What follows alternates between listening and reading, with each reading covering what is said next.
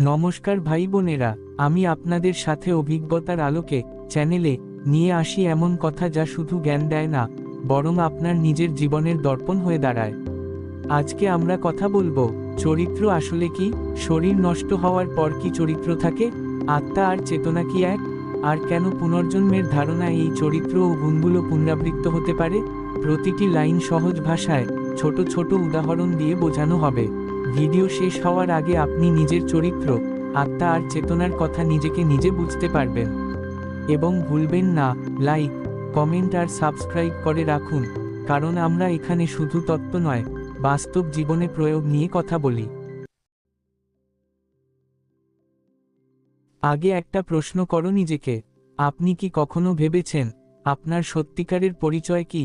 টাকা, পদ, শরীর, নাকি আপনার চরিত্র? ভিডিওর কমেন্টে লিখুন শরীর না চরিত্র। আমরা এখান থেকে শুরু করব।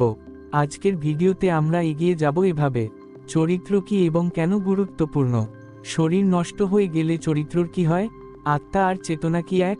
এই সব মিলিয়ে কিভাবে আমরা নিজেদের মানুষ হিসেবে উন্নত করতে পারি।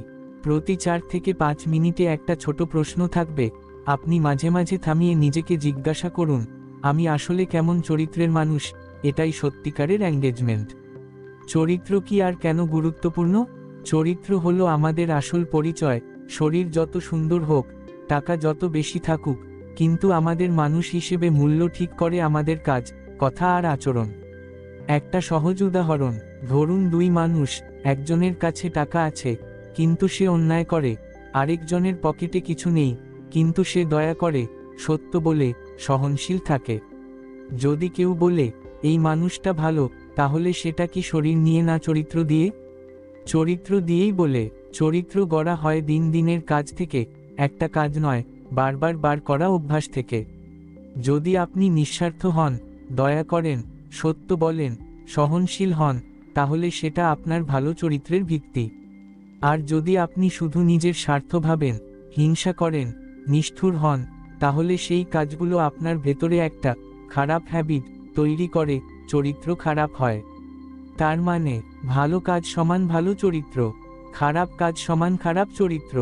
চরিত্র হলো আমাদের হাতে গড়া একটা স্ট্যাটু, একটু একটু করে গড়ি, একটু একটু করে ভাঙ্গি। এখন আপনার পালা, কমেন্টে লিখুন ভালো চরিত্র নাকি খারাপ চরিত্র, যেমনটি আপনার মনে হয়।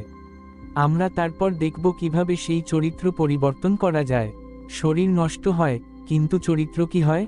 শরীর ক্ষয়শীল, একদিন বুড়ো হবে, রোগ হবে, আর অবশেষে নষ্ট হয়ে যাবে। কিন্তু আমাদের চরিত্র, আমাদের গুণ, আমাদের বাসনা, যে কাজ করেছি, সব কি একসঙ্গে মরে যায়? বেদান্ত দর্শন বলে, শরীর নষ্ট হয়, মন পরিবর্তিত হয়, কিন্তু যে সংস্কার, গুণ, বাসনা, কর্মের ছাপগুলো আমাদের ভেতরে জমে, সেগুলো পুনরাবৃত্ত হয়।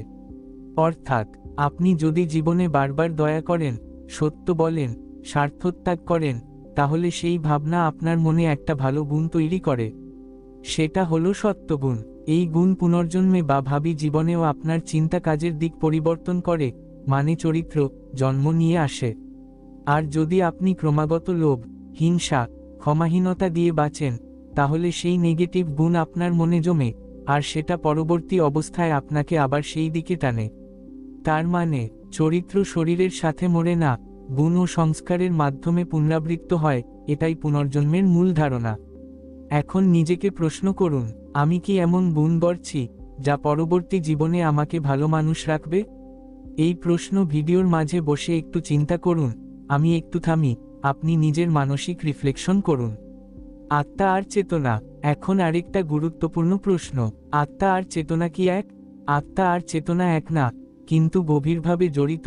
বিশেষ করে বেদান্ত দর্শনের দৃষ্টিতে কথাটা এভাবে বলা যায়, আত্মা হলো আসল সত্তা, আর চেতনা হলো সেই সত্তার মূল ধর্ম বা গুণ। আত্মা কি? বেদান্ত, বিশেষ করে অদ্বৈত বেদান্ত মতে আত্মা হলো নিত্য, অবিনশ্বর, বিশুদ্ধ সত্তা, যাকে সচ্চিদানন্দ বলা হয়, অর্থাৎ সৎ হওয়া, চিৎ চেতনা আনন্দ। এটা শুধু মানুষ নয়, সমগ্র বাস্তবতার মূল সত্তা। কিছু মতে জীবাত্মা আর পরমাত্মার মধ্যে পার্থক্য শুধু দৃষ্টিভঙ্গির। চেতনা কি? চেতনা কনশাসনেস হলো অনুভব করা, জানা, সতর্ক হওয়ার ক্ষমতা, মন, ইন্দ্রিয় ও শরীরের মাধ্যমে যে জাগ্রত অবস্থা দেখা যায়। এটি আত্মার প্রকাশ। চেতনা ছাড়া আত্মাকে জানার কোনো উপায় থাকে না। তাই আমরা সাধারণত আত্মা বলতে আমি সচেতন, আমি আছি, এই অভিজ্ঞতাটাকেই বুঝি। এক নাকি আলাদা? কোথাও বলা হয় আত্মা বিশুদ্ধ চেতনা, বিশুদ্ধ জ্ঞান সত্তা, অর্থাৎ চেতনা যে গভীরতর ও স্থায়ী স্তরে থাকে তাকেই আত্মা বলে। আবার বৌদ্ধ দর্শন ও কিছু বিজ্ঞানমূলক দৃষ্টিভঙ্গিতে আত্মা বলে আলাদা কোনো বস্তু নেই, আছে শুধু চেতন মন সত্তা। তার মানে সহজ ভাষায় আত্মা সমান অস্তিত্বের মূল সত্তা, চেতনা সমান সেই সত্তার জ্ঞান অনুভূতির ধর্ম। তাই এক না, কিন্তু আত্মা যে রূপে আমাদের মধ্যে প্রকাশ পায় সেটা হলো চেতনা।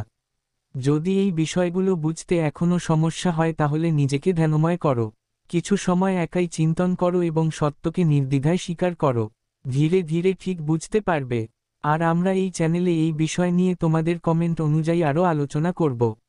অভিজ্ঞতার আলোকে চ্যানেলের নতুন দর্শক হয়ে থাকলে চ্যানেলটি সাবস্ক্রাইব করুন আর পাশের বেল আইকনটি ক্লিক করে দিও, যাতে পরবর্তী ভিডিও মিস না হয়। তাই ধন্যবাদ।